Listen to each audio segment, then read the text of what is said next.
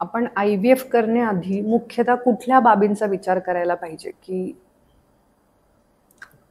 IVF करण्याआधी actually आता आपण जसं आता बोलतोय की आपल्याला सगळं इव्हॅल्युएशन करायला लागतं. पेशंट आला की आम्ही त्यांची डिटेल हिस्ट्री घेतो. अनेक प्रश्न असतात त्याच्यामध्ये. आम्हाला अंदाज येतो काय काय आजार असू शकतात की ज्याच्यामुळे त्यांना प्रेग्नन्सी राहत नाहीये. त्याच्यानंतर मग असं झाल्यानंतर मग पुढचा आमचा हे असतो तो एक्झामिनेशन.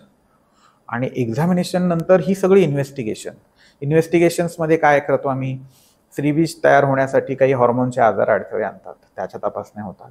पुरुष बीज तयार होत आहेत का, काउंट मोटिलिटी पाहण्यासाठी कम्प्युटराइज सिमेन अनालिसिस होतं. पॅसेज ओपनिंग पाहण्यासाठी जर ज्या स्त्रियांमध्ये पाळी उशिरा येते किंवा पेनफुल आहे त्यांच्यामध्ये लॅप्रोस्कोपी करावी. ज्यांच्यामध्ये पाळी उशिरा येत नाही किंवा पेनफुल नाही आहे त्यांच्यामध्ये तुम्ही HSG करून ट्यूब्स ओपन आहेत का पाहू शकता. नंतर त्याच्यानंतर स्त्रियांमध्ये गर्भाशयाच्या अस्तराची गर्भधारण क्षमता जी आहे ती त्यांच्या प्रतिकारशक्तीच्या काही आजारांमुळे अफेक्ट होते. आता असं पाहिलं जातं की बाळ हे काय स्त्रीच्या शरीराचा अवयव नाही आहे. स्त्रीची प्रतिकारशक्ती त्याच्यावर हल्ला करून त्याला नष्ट करू शकते. पण निसर्गाने वेगवेगळ्या ट्रिक्स प्ले करून ते थांबवलेलं असतं. पण काही प्रतिकारशक्तीचे आजार असतात की ज्याच्यामध्ये प्रतिकारशक्ती खूप ॲग्रेसिव्ह झालेली असते. ती तुमच्याच शरीराच्या पेशींवरती सुद्धा हल्ला करते. त्याला आम्ही ऑटोइम्युन डिसीजेस म्हणतो. तर ती बाळावरती जे शरीराचा अवयव नाही आहे त्याच्यावरती तर ते हल्ला करून त्याला नष्ट करू शकते. अशा केसेसमध्ये एकतर इम्प्लांटेशन फेल्युअर होतात, म्हणजे प्रेग्नन्सी राहतच नाही, किंवा राहिली तर रिकरंट ॲबॉर्शन्स होतात. तर आम्हाला त्याच्याही टेस्ट करायला लागतात. म्हणजे anti thyroid antibodies, anti phospholipid antibodies, anti nuclear antibodies ह्या तपासण्या करून घ्यायला लागतात. आणि हे सगळं ॲनालिसिस झाल्यावरती समोर घेऊन बसायचं की पेशंटचं वय काय आहे, इन्फर्टिलिटी ड्युरेशन काय आहे. 40च्या पुढे जर स्त्रीचं एज असेल तर IVF जस्टिफाईड आहे. AMH लेवल वगैरे, कारण क्वालिटी एग्सची काही शिल्लक राहिलेली नसते.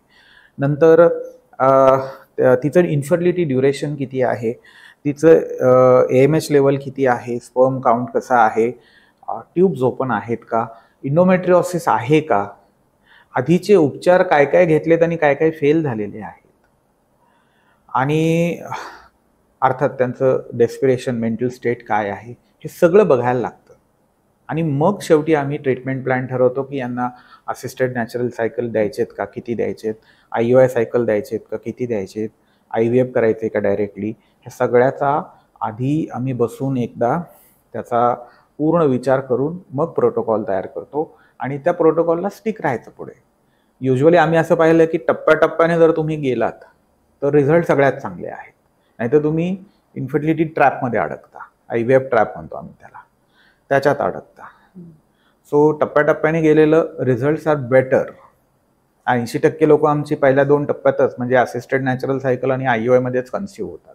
फक्त 20% लोकांना IVF लागतं. अर्थात काही लोकांना डायरेक्टली IVF लागतं, ज्यांच्यामध्ये ट्यूब्स ब्लॉक आहेत किंवा हे बीजांचे प्रॉब्लेम असतील त्यांना, किंवा सिव्हिअर एंडोमेट्रिओसिस असेल तर पर्याय नसतो काही.